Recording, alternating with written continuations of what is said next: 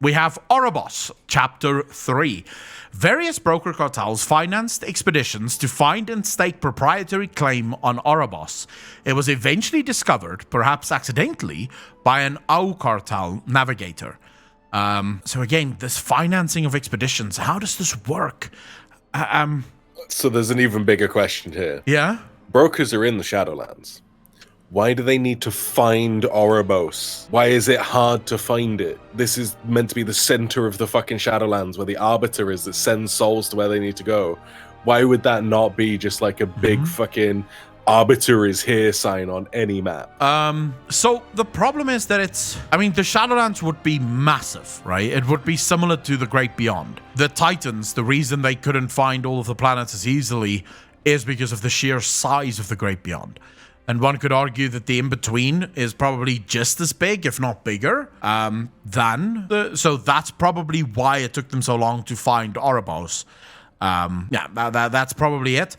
The coiled serpent, thought to embody the infinite cycle, is a well-known symbol of the first ones. Okay, so it appears obviously where other first one symbols also appeared, right? Yeah. The brokers believe that Oribos was built explicitly for the judgment of souls well before the first mortal soul ever arrived in the Eternal City. Let's just keep reading before I give my thoughts on this. On the other hand, the Arbiter's attendants claim that the Arbiter chose to judge souls in Oribos of her own volition, which contradicts the broker's theory. See, literally Blizzard telling you they don't know, right there. So we're back to a Shadowlands in Chronicles situation. Yeah, Blizzard don't know the answer themselves, so they can't give it to you. We know that the jailer was the first Arbiter. That we know. Supposedly, yes. Well, according to the Primus, at least, the jailer was the first Arbiter. Now, this Arbiter is a construct. According to the Primus himself, this Arbiter was built to be agreeable, right? To basically not have their own mind and just do the thing that they were supposed to do. So how would this Arbiter have had the ability to choose to judge souls? This construct was literally built to judge souls. This is, by the way, not the first time that the brokers or the attendants speak of the Arbiter as if the Arbiter has a mind of her own. She just, they make it seem as if she chooses to be silent. Not that she is silent and she is just meant to be silent. Yeah. So, very weird that this would be made into the book. Old worn records seem to suggest that there was a time when the Arbiter was not as benevolent as she is made out to be today. Of course, that is because the jailer formerly held the role of Arbiter before he was imprisoned in the Maw. But then, would the attendants not have known that?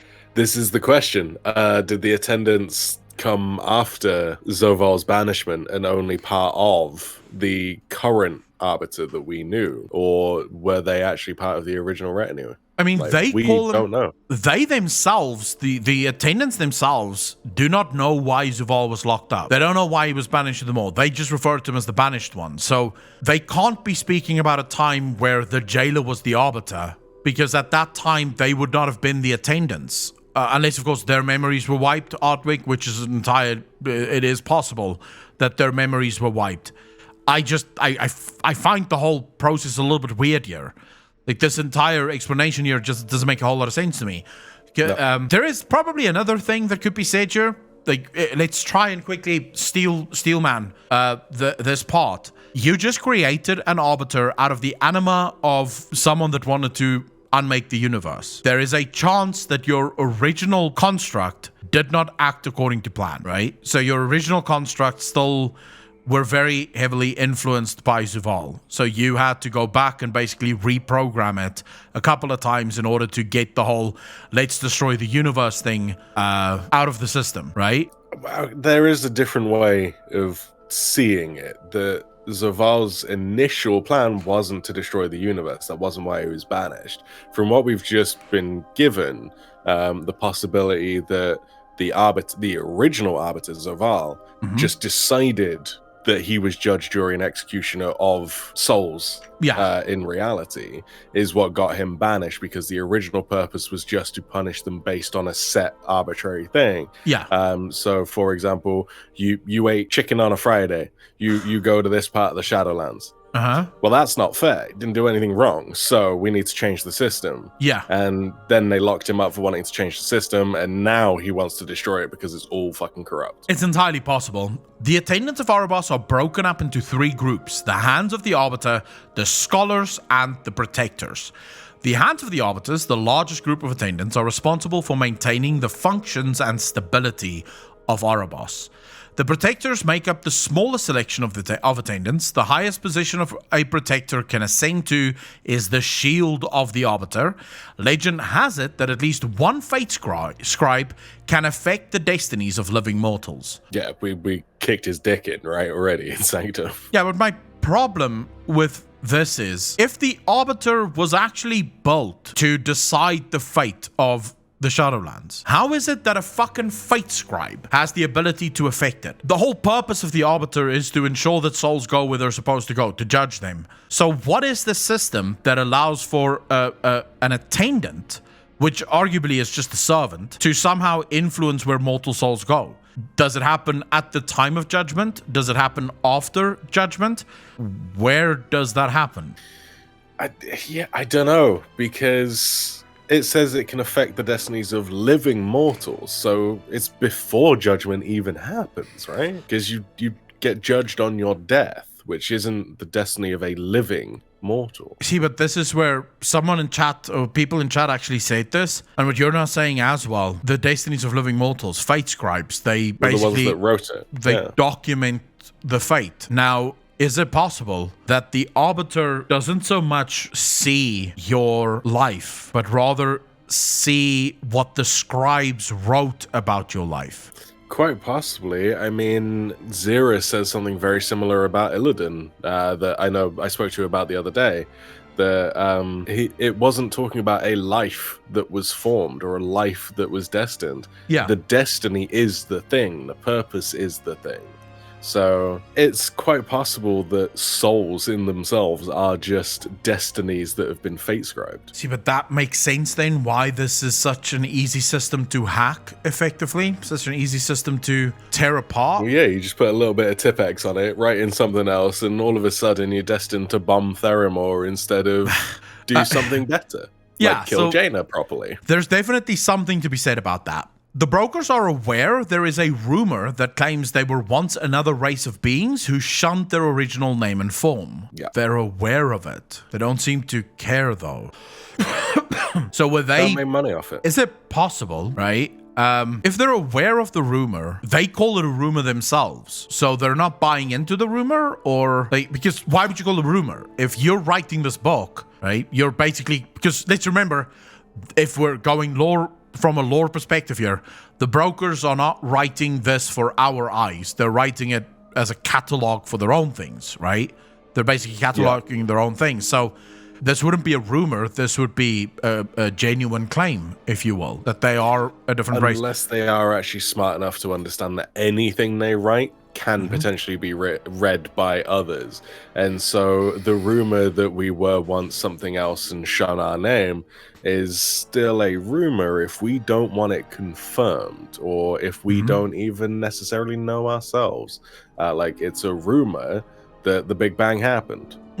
We don't know. I would argue that the brokers are ethereals. That would be my argument. I believe that they are ethereals, and I believe that they may have been the ethereals that caused the destruction. So the ethereals that we see are the ethereals that suffered the destruction of their homeworld. But they weren't the ethereals who caused the destruction of their homeworld, if that makes sense. Yeah. So basically they set off the bomb. They died in the explosion. Yeah. And as we know, they go to Revendra to atone their sins and shed their form and become something new. Yes. Within Oribos, the Owl Cartel is responsible for supplying resources to mortals seeking to build up their own trade skills. Cartel Ta, on the other hand, is popular for selling unusual and uncommon items of value. Value is a very relative term, I suppose. But, alright, so...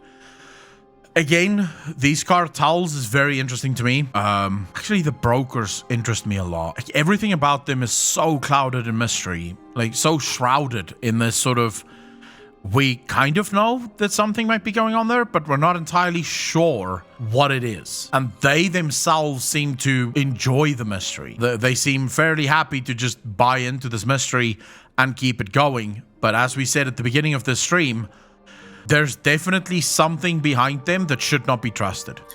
Yeah, definitely shouldn't be trusted. Yeah. I think that's clear as soon as you meet Venari, really. True. I genuinely feel that either the broker cartel names are kind of an allusion to what's coming later about them turning into something else or reverting back to other forms, or it's just a chemist who wanted to be funny because AU is gold and it's a resource, so cartel AU are resources, but TA is tantalum, which is a transitional metal, so that would be the items of value, because what they're actually used for is the fucking what was it, the Revendreth party thing, right? There's a whole bunch of things that we should one day look into when it comes to the brokers. I don't have all the answers to this. I'm sure at some point Discord is going to come up with an answer. I don't necessarily have it right now. Ladies and gentlemen, thank you so much for watching. I hope you enjoyed it. This was an excerpt from the Shoal Show. If you did, remember to hit that like button, hit that subscribe button, and smash that bell for more content like this. I want to take some time to thank the patrons and the Twitch subs of this channel. Thanks to you, this channel keeps growing, so if you want exclusive content, head over to Patreon. The link is in the description down below, or live every Tuesday to Friday over on Twitch. Again, link in the description down below. And then to all of the YouTube channel members, thank you so much for your monthly contributions. It does allow us to keep putting out videos like this one, so we couldn't have done it without you.